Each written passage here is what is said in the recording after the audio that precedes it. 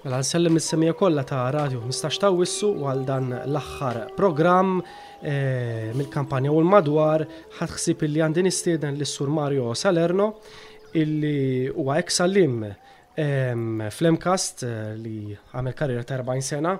Hemmhekk u huwa wkoll anke konsulent fl-agribusiness fid-Dipartiment tal-Edukazzjoni. Apparti li huwa social worker u qualified anke tourist guide ċertu edukazzjoni anke kemm il-Ġermanja u anke l-Iżvizzera. U ħassib li għandi nistiednu għal dan il-programm għaliex ma jistax jonqos li fil-kampanja u l-madwar nitkellmu anke fuq dik li għandu x'aqsam l-agrikoltura u ċertu żviluppi li qed isir fl-agrikoltura llum il-ġurnata, speċjalment l-agrikoltura organika, il-bidja organika. Insellimlek Mario li qiegħed magħna ntillum. Insellimlek Chris u nsellim ukoll is-semmija. Grazzi tal-invit, huwa pjaċir miegħi li nkun miegħek fuq dan ir-radjo u naturalment nistgħu nitkellmu llum fuq xi ħaġa li qalbi li hija l-bidja. Speċjalment nistgħu nagħmlu referenza wkoll għall-bidja organika li hija bidja sostenibbli. Aħna, Mario, hawnhekk ninsabu l-rendi ġifieri huwa raħal prattikament imdawwar bleli hi raħal agrikolu. Il-rendi fejn tidħol żona rurali hija waħda mill-ikbar ukoll li għandek żoni wkoll rurali u tajjeb li ngħidu illi l-bidja f'Malta għalkemm tirrappreżenta 1.4% tal-Gross National Product xorta tiġġenera bejn wieħed ieħor 70 miljun fil-kaxxa ta' Malta. U tajib li nitkellmu aħna wkoll li ngħidu biex ukoll anke is-semmija miet jisma' jkun jaf x'ilin ngħidu. F'Malta deġa aħna nsibu 12,500 ettaru art agrikola. Ġifieri nitkellmu aħna jistu fuq 100,000 tomna ta' art agrikola. Illi dina wkoll nafu kif tinħadem ukoll jekk naqsmu aħna f'ettari tajjeb ngħidu li ettaru huwa 9.2 kważi 10 tmiem huwa ettaru u tajjeb li ngħidu bħalissa f'Malta anke mindu aħna dħalna fl-Unjoni Ewropea għandna bwieħed ieħor 4.5 ettari ta' art li jintuża wkoll biex inkabru aħna l-malef. Pereżempju l-maħlut li tkun pereżempju xejr imħallat mal-qamħ jew qamħ jew nkella xejr biex aħna jkollna l-balal tat-tiben li huwa importanti ħafna aħna fl-industrija tal-ħalib għall-baqar. Għandna wkoll bwieħed ieħor xi 1000 ettaru ukoll għal dwieli, nafu wkoll ir-rikjesta u kemm kapaċi aħna l-Maltin inkabru aħna mhux biss għeneb imma nipproduċu wkoll imbit ta' kwalità. Barra minn hekk għandna kważi wkoll ma' 800 ettaru li huwa żebbuġ u ż-żebbuġ ukoll għandna klima ideali li nistgħu wkoll nirnexxu bħalma nistgħu nirnexxu wkoll fil-vitikoltura fit-tkabbir ta' dwieli billi nkabru aħna u natwaw aħna prattiċi organiċi. U tajjeb li ngħidu wkoll illi l-kumplament jitkabbar kemm għas-siġa tal-frott b'wieħed ieħor għandna qisu 2500 ettaru ieħor li nkabru l-ħxejjex li għandna s-saqwi u għada pitata li jkollna aktar new water dak l-ilma li jibda s-saffa minn ta' dranaġġ li huwa tajjeb daqs l-ilma tal-flixkun jekk mhux aħjar minn dak l-ilma tal-flixkun illi allura fejn jidħol is-saqwi ħajjiżdied u naturalment kapaċi li bidwi Malti la darba jkollok l-ilma is-sena kollha ikun kapaċi jkabbar 4 uċuħ f'sena. Qabel ma nitkellmu ftit xtaqt insaqsik naqra żgħira fuq is-sitwazzjoni tal-ilma li kulħadd jaf li naqra żgħira preokkupanti. Però xtaqt insaqsik Mario, qed issemmi dawn l-ettari kollha u dil-kultivazzjoni. Allura il-bidja f'Malta qiegħda tmur lura kif inhi s-sitwazzjoni? Il-bidja Malta bħala art, ġifieri bħala footprint naqsi ħafna nafu l-iżvilupp li sar fit-toroq u fil-bini u kemm kibret Malta fl-urban, iż-żona urbana kibret ħafna. U naturalment dak kellu impatt dirett. Jekk aħna nitkellmu pereżempju n-naħa t'isfel, Rendi, Ħarkirkop, iż-Żurje, nafu pereżempju kemm kienu jkabru naċ, kemm kienu jkabru moss. Illum il-popolazzjoni jekk noddu aħna n-naċ u l-moss fl-imkien f'Malta dawk li huma rreġistrati b'mod uffiċjali skont l-istatistika insibu nqarbu jisu 15,000. 15,000 ras ta' naċ u moss.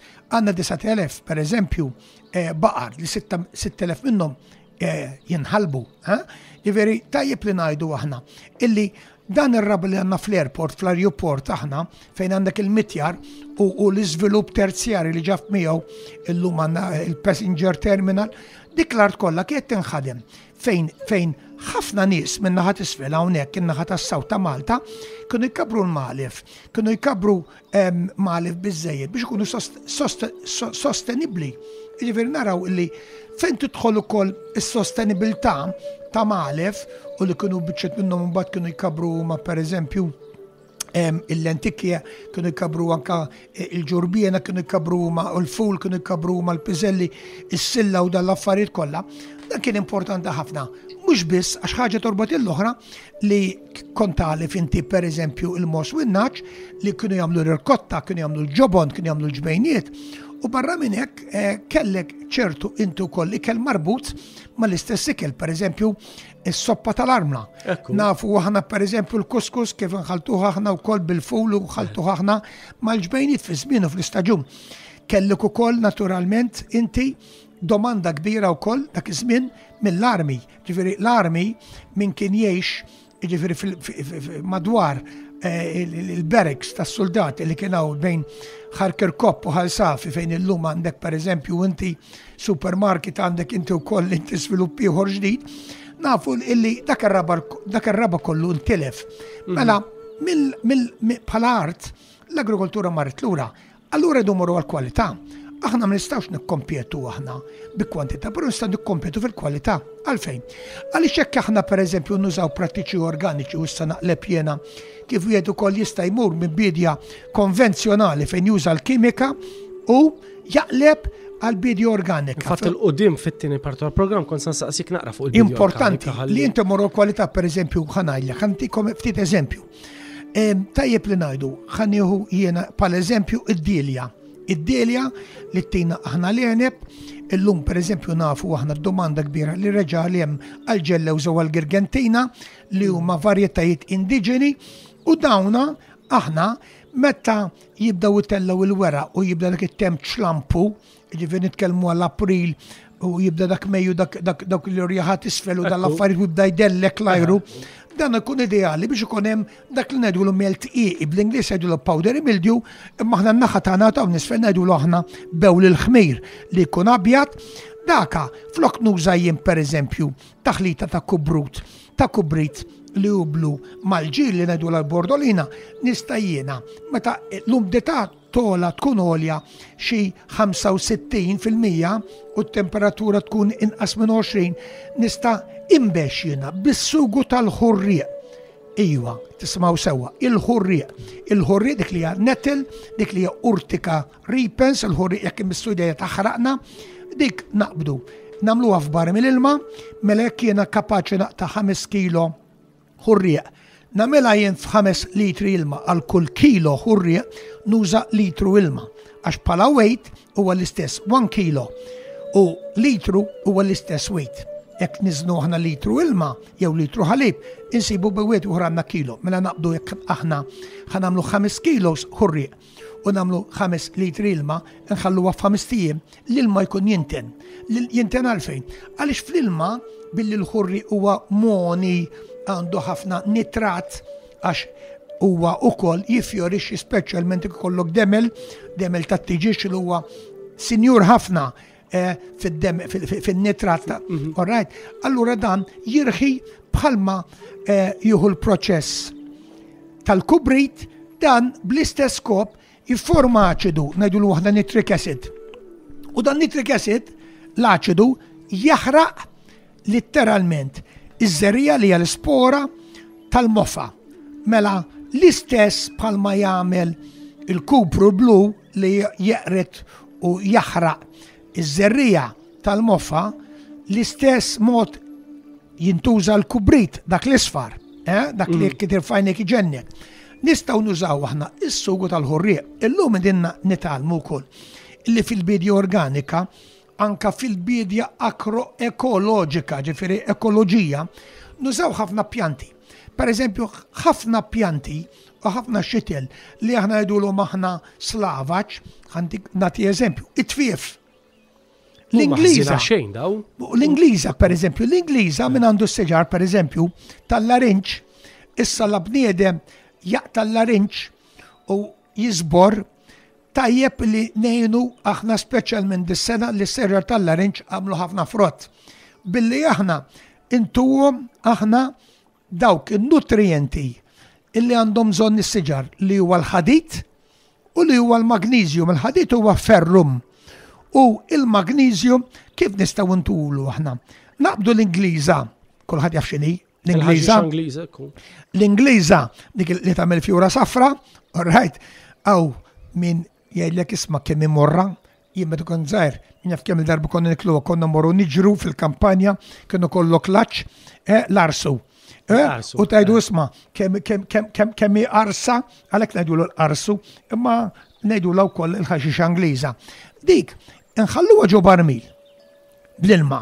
L-istess pis, jiġifieri jekk naqbad 10 jiena kilo ta' Ingliża, nagħmlu faxal litri ilma. Inħallih 3 ijiem. Dak is-sugu jiena nista' alright, inħaltu 10% ma' ilma u nbex is-siġar ta' żebbuġ, inbex xi dwieli, inbex jiena l-larinċ u nkun qed intihom jiena. Dak li jgħidulu bl-Ingliż foliar spray, jiġifieri. Il-weraq ikun qed jieħu elementi diretti ġo fih, ma jintilef xejn. U jekk Alla jrid, wieħed ikollu staġun tajjeb għaliex is-siġar għandhom bżonn il-ħadid biex irnexxu, mhux biżżejjed li ntuhom in-nitrot, mhux biżżejjed li ntuhom il-fosfat, mhux biżżejjed li ntuhom il-potassa, irid ntuhom il-ħadid. U l-ħadid nistgħu ntuhom permezz tas-sugu tal-Ingliża. Nistgħu nagħtu anke l-vitamina li s-siġra tru il-weraq mill-weraq aħjar dirett, iktar dirett. Għax il-weraq għandha ċertu pori li tassorbi. Għandha toqob għandha l-stomata, stomata plura, stomija waħda. U dak jidħol ġo fih. U dak huwa importanti. Jekk inti jkollok noqqas tal-ħadid, il-weraq, speċjalment dak il-weraq li jkun tari, li jkun baby, li jkun għadu kemm ħareġ, dak juri sfurija. Difatti bl-Ingliż għedula klorosi, noqqas ta' ħadid. Chlorosis, ġej mill-kelma chlorophyll, għax mbagħad laqqas ikollok il-chlorophyll. Ma dawn huma affarijiet tekniċi. Però tajjeb, meta tismana jiftakar illi bl-Ingliża jista' jagħti dawk in-nutrienti li s-siġar tiegħu u m'għandux għalfejn jom fuq il-flus. L-Ingliża tista' tagħmel inti anke użu minna, tista' tagħmel użu wkoll mill-ħurrieq u mhux dejjem bħalma konna nużaw bil-kubrit jew bil-kupru mħallat bil-ġir. Ħaġa oħra kontra l-insetti u tajjeb li ngħidha wkoll għax ftit qabel konna nitkellmu fuq iż-żebbuġ, tajjeb li ngħidu nagħmlu n-nassa, nagħmlu n-nasses. Nassa kemm sempliċi li inti taqbad ħuta, biċċa ħuta 10 grammi, taffiġa bil-liquidizer, taffiġa, tħallata 10 grammi. Jifir immaġinaw. Inti permetti li inti tħad kellem fuq xi ħaġa li repulsiva u xejn. Importanti il-keċija li din hija deterrent inti, però li taqbadhom. Tagħmlu ġo fl-ixkun inti ta' 2 litri, kollok 2 litri u nofs fl-ixkun ilma, tagħmillu 4 toqbit ħden lon. Inti taqbad inti dil-ħuta mafġa bil-liquidizer fl-litru ilma, twadbu ġo dal-fliexkun u jkollok siġra kbira ta' żebbuġ jew siġra tal-larinċ, siġra tkun xi tkun tal-frott, dendela u dik id-dubbiena tal-frott u d-dubbiena ta' żebbuġ dik tippreferi li tidħol ġo toqba tal-fliexkun biex tmur tiekol u tnaqqar mill-ħut milli tmur fuq il-frotta. Mela inti uża moħħok. U tifranka l-flus, u tifranka l-medicina, tifranka l-kimika. Il-kimika li sfortunatament qed tagħmilna ħsara. Ġifieri wieħed irid ikun bil-għaqal u forsi billi l-ħin qed jafas nagħti riċett oħra. Nagħti riċett oħra. Ħaġa illi din insejnija. Din kienu jagħmlu l-bużnanni tagħna il-pol tal-bajtar, il-bajtar tax-xew, kulħadd jaf x'inhu l-pol tal-bajtar. Fatti kien jintuża f'ħafna affarijiet il-pol tal-bajtar. Jien mhux ħansemmi issa illi il-frott tagħmel il-marmalade u tagħmel il-liker u tagħmel ix-xnaps, jien ħansemmi ħaġa oħra li tista' tagħmel duwa botanika, tagħmel pestiċida botanika għal kontra l-insetti u kontra dik li ngħidula aħna. Alright? L-aħtriq Hawn isfel imbagħtu ħafna speċjalment meta jkun birħ isfel. Jiġi mid-desert jonfoħ ir-riħ jaħraq. Ikun jaħraq. U min jaf kemm jaħraq inna siġar. Mela x'għandek tagħmel inti? Sempliċi. Aqbad daqsxejn 3 bajtrit, 3 pol tal-bajtar, qed nirreferi għal weraq, mhux għal frott, 3 pol tal-bajtar, qattaw slice, isek qed qattaw felli żgħar bħal bettieħ, qattaw hekk beqmus, ħallih 24 sija ġo l-ilma, 24 sija ġo barmil tal-ilma, dak is-sugu wara 24 sija biex is-siġar bieħ numru 1. Mela il-ħruq tax-xemx ibatti għaliex dik tifforma lega. Il-kaktus, il-bajtar tax-xewk, is-sugu tiegħu jiffurmalek lega. Fuq il-werqa tal-siġra. Fuq kull weraq u fuq il-frott. Mela ma jaħraqulekx. Mek għandek it-tadam u t-tadam inti tgerger għax inti qed jaħraqulek u jkollu maż-żokra sewda. Kollu żokra sewda. Mela inti biex tifranka dak il-ħuruq inti uża din, applika s-sugu tal-pajdar. Ma jimportax billi inti. Tista' tbixxu bħalli kieku biex kollu. Bex normali, ma pompanti u bex anti.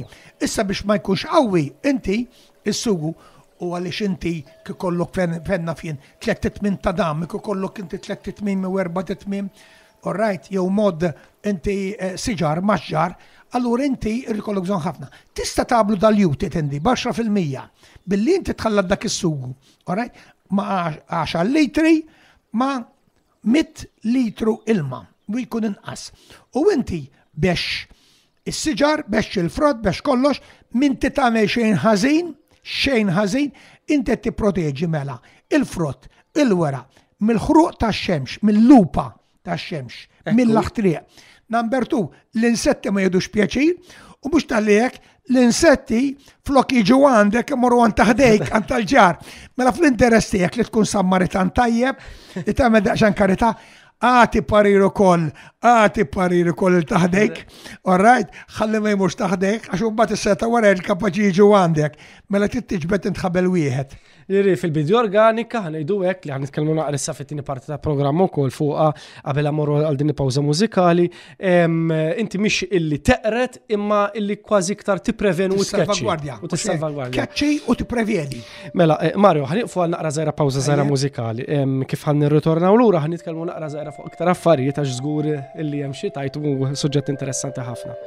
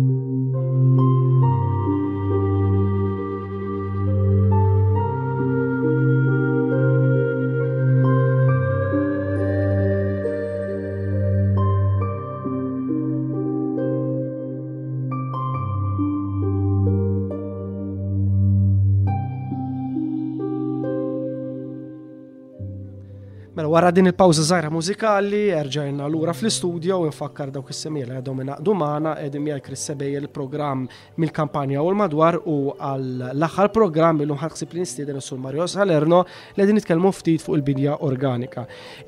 Mario, f'din it-tieni parti tal-programm forsi hawnhekk qed inġoqrendi l-mentalità forsi iktar hija tradizzjonali u pjuttost hija xi ħaġa ħanejdu hekk li tintiret minn ġenerazzjoni l-oħra. Però kull konna nitkellmu ftit. X'inhija definizzjoni ta' bidja organika? Nispjegulhom ftit in-nies. Ara, bidja organika hija bidja kontrollata li hemm liġi għalija li l-affarijiet li tagħmel huma kollha reġistrati u l-konsumatur dik il-persuna illi tixtri il-prodott taf eżattament kif dak il-prodott tkabbar. Taf ukoll il-post fejn tkabbar. Taf ukoll it-tip ta' ħamrija. Illum permezz ukoll anke tal-Google tal-internet tista' ġib għax ikollok number fuq dak il-prodott kun taf li għalqa. Mela jekk aħna pereżempju fil-Qrendi nixtru prodott organiku li ġej miċ-Ċili, mhux minn Maltessa, miċ-Ċili. Aħna billi jkollu dak il-number, int tkun tista' tidħol inti bil-Google u tkun taf fit-tarf tad-dinja dak il-prodott organiku minn fejn ġej u kif tkabbar u l-proċess kollu. Għaliex, daka huwa ċertifikazzjoni hija kullimkien l-istess fil-5 kontinenti, fl-Awstralja, fl-Amerika, tisfel, fl-Amerika ta' fuq, fl-Ewropa, daka għandek illum umbrella illi taħt għandek 185 pajjiż li jgħidula International Federation of Organic Agriculture Movement.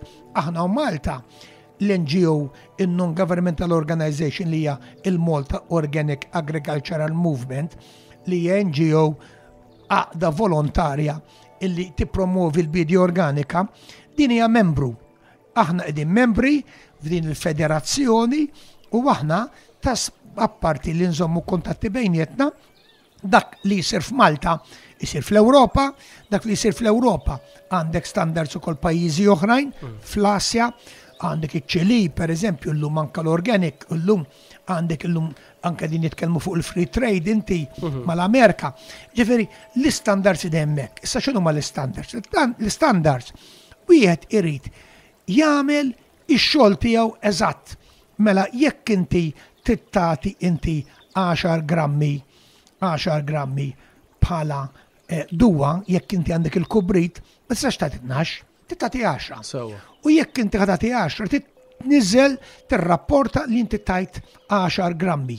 Jekk inti ħatitma wkoll mod organiku. Sa organiku x'vol dir? Jista' jkollok pereżempju pellets, ħmieġ, demel, pellets ta' tiġiġ li jitkabru mod organiku. X'vol dir jitkabbar it-tiġiġ organik. Kollok il-free range, it-tiġiġ jiġru, inti mattihom GMOs, Genetic Modified Organism, dak il-ġwies li huwa mbabas, dak ma tuhomx, dak huwa projbit. Li ma jkunx hemm moħħrija tal-annimali, moħħrija tat-tiġiġ, moħħrija tal-fniek. Allura dak id-demel inti li jkun iċ-ċertifikat li dawk l-annimali imkabrin fid-dinjità u boża, mela dak il-prodott li huwa ċertifikat mill-Malta Standards Authority. Illum hija MCCAA. Fl-antik kienet Malta Standards Authority. Illum għandek l-MCCAA li hija l-awtorità responsabbli u meta wieħed jinteressaħ biex jaqleb jgħid isma' jiena irid naqleb. Immur hemmhekk ikellem l-uffiċjal inkarigat, l-uffiċjal jiġi fl-alqa jew kellha fir-razzett tiegħek u jgħidlek u jtik linja, jgħidlek isma' inti trid tagħmel hekk u jurik. U inti tapplika. Jiġifieri perti waħda, minn wieħed għal bidja normali kif wieħed. Bidja konvenzjonali. Li juża l-bex. Ekku li juża l-bex. Wieħed interessa ruħu li jeqleb għal bidja organika. Għandek 3 snin. Għax inti għandek forsi tispjega fi ftit x'inhi l-proċess. Inti biex taqleb, inti għandek 3 snin. Meta inti tiddeċiedi tgħid isma' jien irid naqleb minn bidja konvenzjonali għal bidja organika.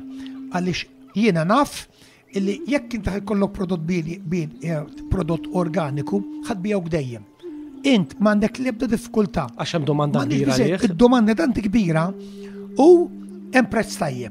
Jiġifieri int ħad tħallas ferm aħjar u aktar milli tkabbar prodott konvenzjonali. Ma dana Mario għalix hemm aktar Imdomanda. interess tan-nies. Għax m'għandniex biżejjed l-Ewropa. Huwa menta iktar interess tan-nies li jiklu ikel aktar san. Iktar san, iktar ċertifikat u ħafna irdu jserħu moħħhom. U ħafna minnhom pereżempju anke t-tobba. Tobba jgħidulek isma' kull organic. Evita il-bex, evita fdalijiet ta' kimika. Alright, jiena kont wieħed minnhom. Għal jien kont kelli operazzjoni 14 sen ilu u t-tabib jiena il-maħbub kirurgu zammit kien għalli isma' evita il-kimika. Għax mux ġisem ta' kulħadd huwa l-istess, ma jistax jittollera pereżempju. Għalli kull kemm jista' jkun l-organic. Jiveri jiena nagħmel l-almu koll illi nfittex l-organic. U bħali jew ħafna illi din f'sitwazzjoni illi jew min kellu xi tumur, jew min kellu xi polpa, għax il-ġisem irabbi attivim. Aħna ma nistgħux nesklu l-istorja, jien mill-konżar min jaf kemm blajna frott ta' DDT, ta' diadrin, ta' kimika qawwija, jiveri aħna l-ġenerazzjoni tagħna aħna lajna ħafna bex kimika U madina da sejra wkoll. Awa da sejra wkoll. Imma għalkemm naqsu ħafna dawk il-kimiki li kienu perikolużi u dawk anke li kienu jagħmlu ħsara wkoll l-ozone. Tikkunsidra li naqsu ħafna. Naqsu ħafna imma xorta tibqa' kimika. Tikkata mill-hekk ħsara ma tikkallum tikkada. U l-ġisem mhux ta' kulħadd l-istess, hawn min kapaċi. Alright, jeħles minnu, hawn min kapaċi ġismu ma jeħles minnu. Jakkumula għalek u bad ikollok breast cancer, jew ikollok tumor, jew kellek.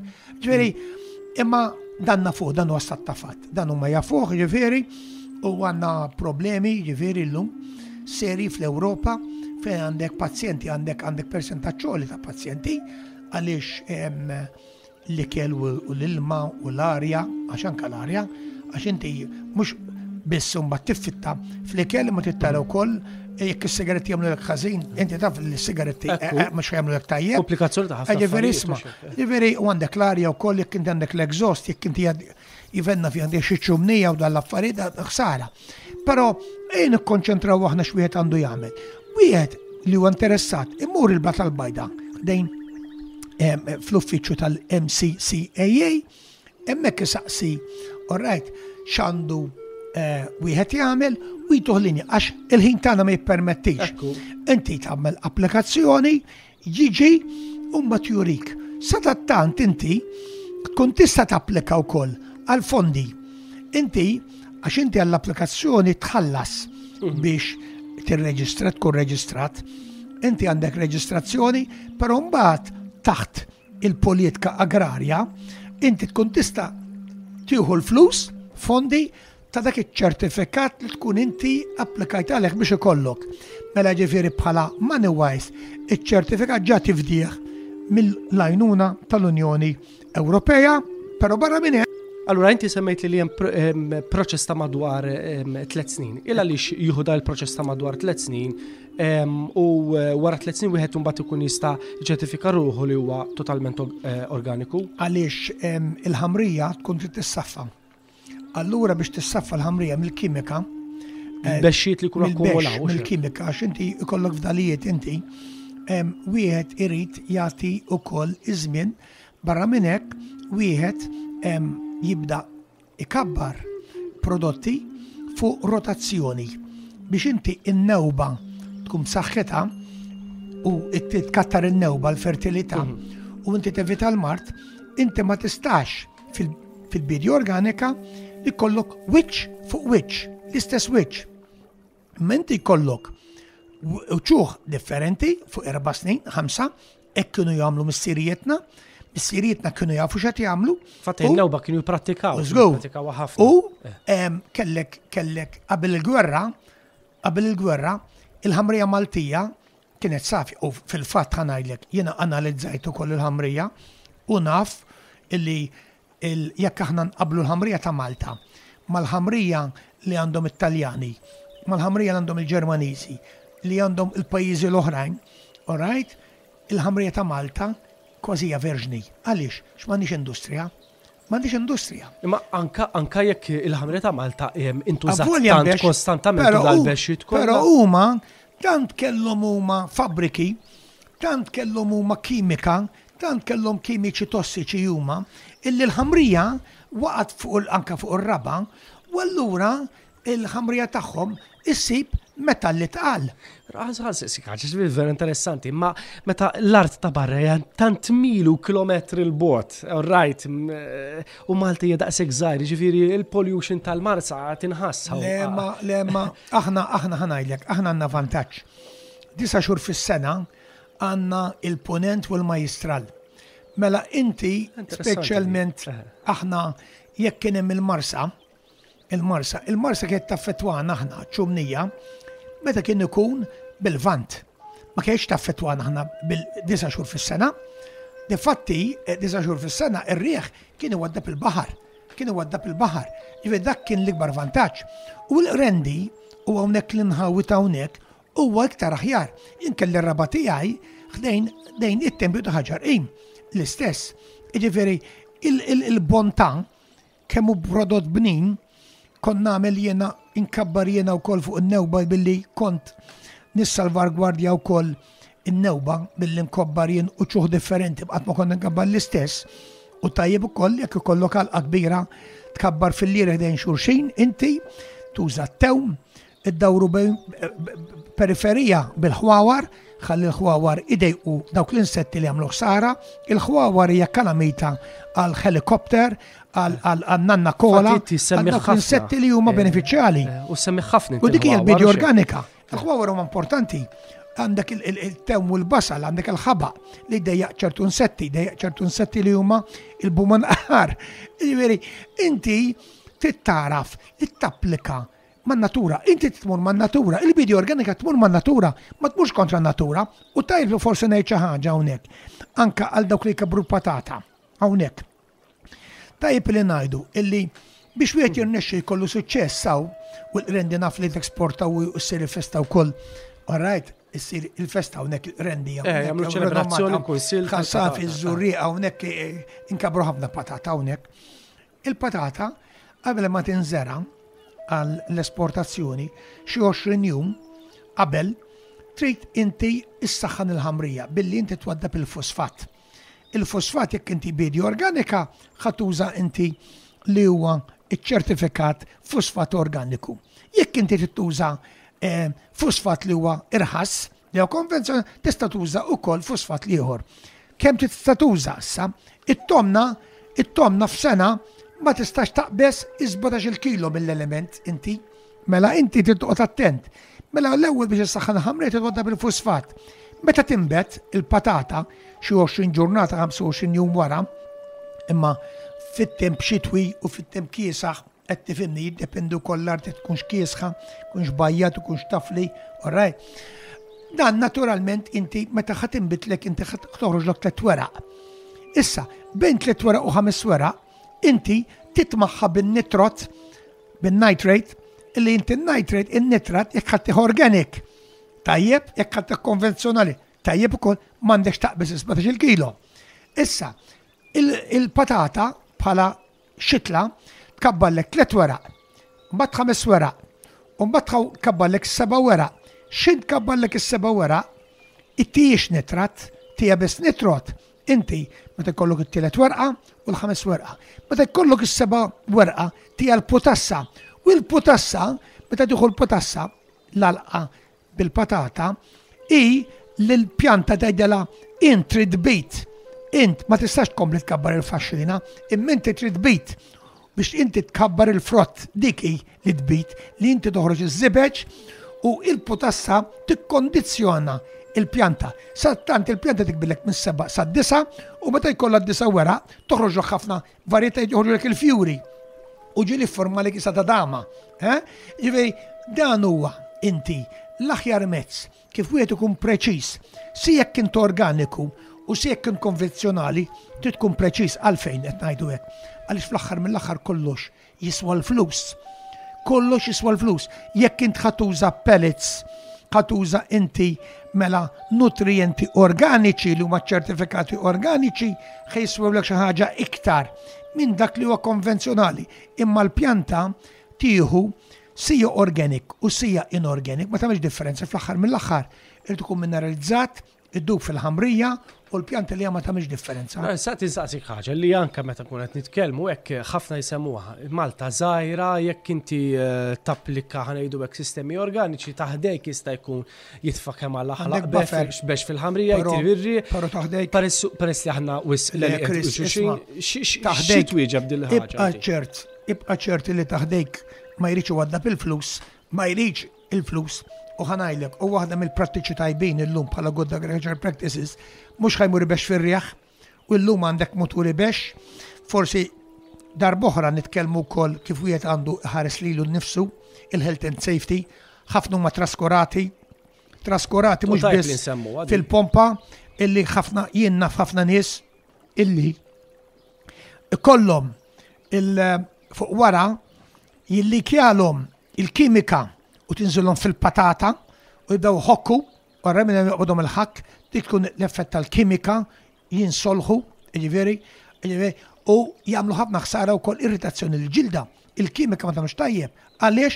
Għax ma jkallibraw qatt il-pompa tal-bex. Anke l-istess mutur tal-bex. Irridu nikkalibrawh, noħduh għand bniedem li jifhem. Irid ikun perfett, anke l-bex, anke t-tip ta' bex li nħaltu. Alright, dak il-koagulant, dak l-istikel li nużaw bieħ, irridu nafu, id-nilbes il-maskla. Lar li nistaw namlu huwa, illi nattu mneħerna impoġġu maskla. Waw ħafna ma jafu dik. Iħallu moħħom mikxuf, bħal malara joħroġ mill-moħħ, il-bex jidħol minn moħħna u jagħmel tumuri u jagħmel ħsara lil-moħħ. Irridu nevitawhom dawn, ħafna ma jafuwiex, irridu nattu wiċċna. Jekk kullu il-kimika ħażina, irridu nattu wiċċna kollha, mhux nattu biċċa mneħerna jew daqsxejn nuċċali tal-għajnejn. U anka meta nżaw mutur tal-ħart, irridu nieħdu safeguards, irridu naraw ix-shields, irridu nipproteġġu lil nfusna. Ma nabbużawx anka meta naħartu aħna ikollok qalzit lus illi faċli jaqbadlek ma tsappun.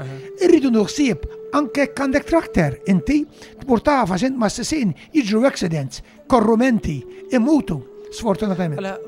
Mario, ftit baqanna ħin, wasalna biex nikonkludu, pero għalilek jekk il-bex qed jagħmel diħsar anke fuq il-ġilda. Kemm jieħu żmien biex jiddizolvi ruħu minn mal-pjan? Jiddependi x'tip ta' kimika, pereżempju l-ar ħaġa nistgħu nagħmlu huwa u ħaġa li tagħmel ħażin ħafna lin-naħal huwa l-erbiċida, il-herbicide għaw diversi erbicidi li jirdu l-ħaxix kollox, ma irdu l-ħaxix ma jkollokx fjuri inti fejn in-naħal ikun jista' jera, in-naħal huwa importanti, in-naħal meta aħna nbexxu speċjalment bil-kimika qawwija, in-naħla nġennuha ma tkunx kapaċi tmur lura ma qas tfittex laqas issib il-post. U sfortunatament qed nintilfu ħafna min-naħal. Mhux biss qed innaqsu l-produzzjoni, ma naqsu wkoll mbagħad id-dakkir aħna tal-frott, id-dakkir inti tal-ħxejjex u dawk huma naturalment żvantaġġi kbar. Fil-bidja organika ma jsirx hekk, il-bidja organika apparti li il-konsumatur ħajserraħ moħħu għax ħajuqgħod fuq iċ-ċertifikat, joqgħod ukoll fuq l-awtorità li għandha l-MCCA li tidħol garanti illi dak li qed jagħmel dak il-produttur huwa prodott ġenwin imkabbar bil-safety issues kollha huwa serħan tal-moħħ u mhux biss tal-kwalità, imma anke kif tkabbar dak tkabbar b'mod għaqli, b'mod galbu illi dak il-produttur ma kienx traskurat għaliex minn ma jħobbx lilu nnifsu laqas iħobb l-ħadd ieħor. Mela importanti illi bniedem ninkoraġġuh biex kemm jista' jkun jitgħallem x'inhija bidja organika ħalli mhux biss jipproduċi prodotti imma jkun orgoljoso, ikun proud, ikun vera ħanajdu kollu dik il-pride illi hu mhux biss qed jagħmel xi ħaġa għall-familja tiegħu jew nkella l-konsumatur imma qed jagħmel għall-ambjent u nużu l-ambjent għaliex la darba nitilfuh darba l-dejjem. Dawk il-kommenti, Mario nirringrazzjak ħafna li kont magħna f'dan l-aħħar programm f'din is-sensiela kif ukoll anke kien pjaċir tiegħi li kont hawnhekk preżenti, pjaċir tiegħi li konduċej dawn il-programmi wkoll għaliex kien hemm persuni wkoll anke li sabuni qaluli li kemm kienu interessanti. Minn hawnhekk ukoll anke nsellem nis-semmija kollha ta' dal-istazzjoni matul din l-iskeda kienu magħna f'dawn il-programmi. Grazzi ħafna u nagħti s-sena tajba lil kulħadd.